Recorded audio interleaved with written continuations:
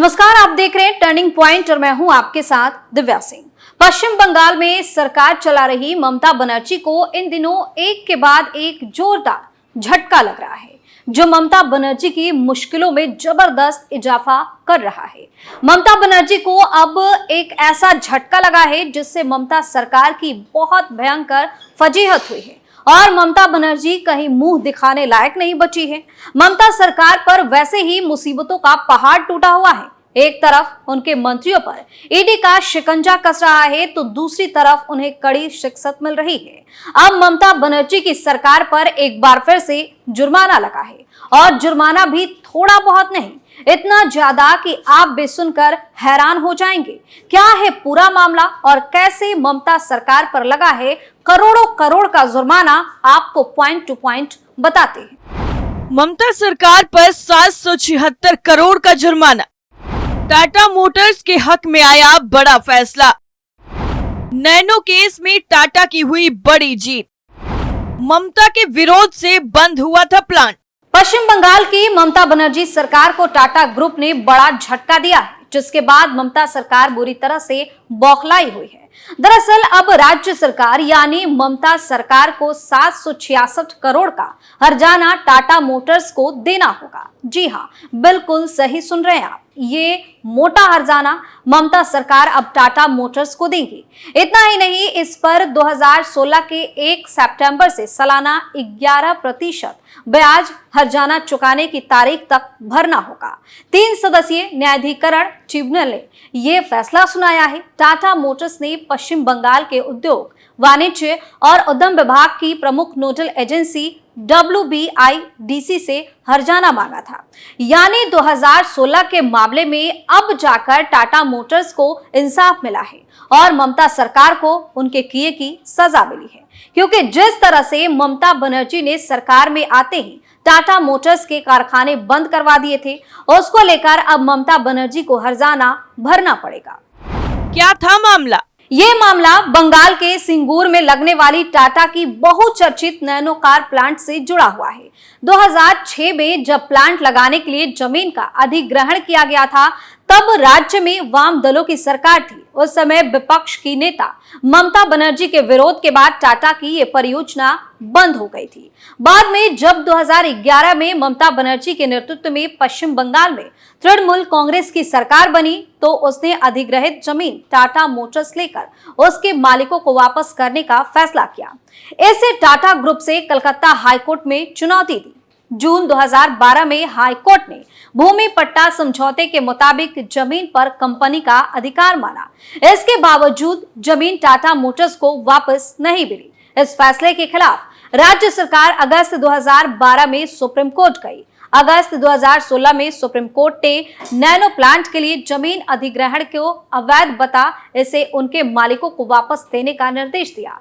शीर्ष अदालत के फैसले के बाद जमीन लीज समझौते के एक क्लॉज का हवाला देते हुए हर्जाने के लिए टाटा मोटर्स ट्रिब्यूनल चली गई।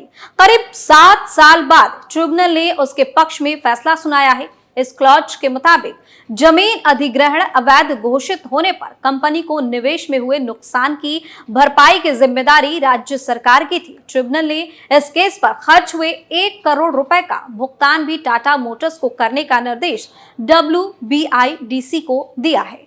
दरअसल साल 2006 में पश्चिम बंगाल की वामपंथी सरकार ने टाटा मोटर्स को नई फैक्ट्री लगाने के लिए सिंगूर में 997 एकड़ जमीन उपलब्ध करवाई थी। ये जमीन स्थानीय किसानों से अधिग्रहित की गई थी। टाटा मोटर्स इस जमीन पर अपनी नई गाड़ी नैनो की फैक्ट्री लगाने वाली थी। टाटा नैनो टाटा मोटर्स के चेयरमैन रतन टाटा का सपना था। वो आम भारतीयों को 1 लाख में एक गाड़ी उपलब्ध करवाना चाहते थे। ये गाड़ी काफी मशक्कत के बाद डिजाइन की गई थी और इसका निर्माण सिंगूर प्लांट में किया जाना था।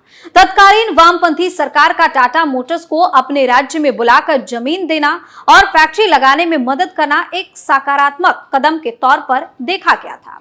लेकिन ममता बनर्जी, अरुंधति राय और मेघा पाटकर जैसे नेताओं और एक्टिविस्टों ने इस मामले का राजनीतिकरण कर दिया। ममता बनर्जी ने अपनी सियासत चमकाने के लिए जमीन अधिग्रहण के खिलाफ कई प्रदर्शन किए, भूख हड़ताल तक किया। टाटा मोटर्स के खिलाफ गुस्से को भड़काने की वजह से बंगाल में टाटा मोटर्स के शोरूम पर भी हमले हुए थे। ममता बनर्जी ने एक रैली के दौरान यहां तक कह दिया था कि वो नैनो गाड़ी में सफर नहीं करेंगी क्योंकि ये लोगों के खून से बनाई गई होगी। ममता बनर्जी के विरोध की वजह से ही टाटा मोटर्स को आखिर में यहां से बनी बनाई फैसिलिटी हटानी पड़ी थी। इस जमीन पर लगाई गई फैक्ट्री को टाटा मोटर्स के बाद में गुजरात के सानंद में शिफ्ट कर दिया गया। टाटा मोटर्स तब तक इस फैक्ट्री के लिए सिंगूर में बड़े निवेश कर चुका था। अब उसी में हुए नुकसान की वजह से ममता सरकार को जुर्माना भरना पड़ेगा। वैसे आपको बता दें कि ममता बनर्जी ने पश्चिम बंगाल की मुख्यमंत्री की कुर्सी संभालते ही एक कानून बनाकर सिंगूर की करीब 1000 एकड़ जमीन उन 13,000 किसानों को वापस लौटाने का फैसला किया। ये वही जमीन थी जिसका अधिग्रहण टाटा मोटर्स ने अपना नैनो प्लांट लगाने के लिए किया था। इस पूरे घटनाक्रम के बाद टाटा मोटर्स को अपना नैनो प्लांट पश्चिम बंगाल से हटाकर गुजरात में शिफ्ट करना पड़ा।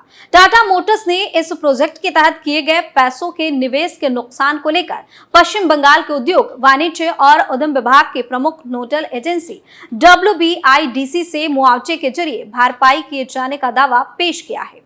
इस मामले में टाटा मोटर्स को बड़ी जीत हासिल हुई है। इस फैसले की जानकारी देते हुए टाटा मोटर्स की तरफ से कहा गया कि 3 सदस्यीय न्यायाधिकरण ने टाटा मोटर्स LTD के पक्ष में अपना फैसला सुनाया है। वैसे ये पहली बार नहीं है जब ममता बनर्जी की सरकार पर जुर्माना लगाया गया है। इससे पहले भी कई बार ममता सरकार पर करोड़ों का जुर्माना लग चुका है।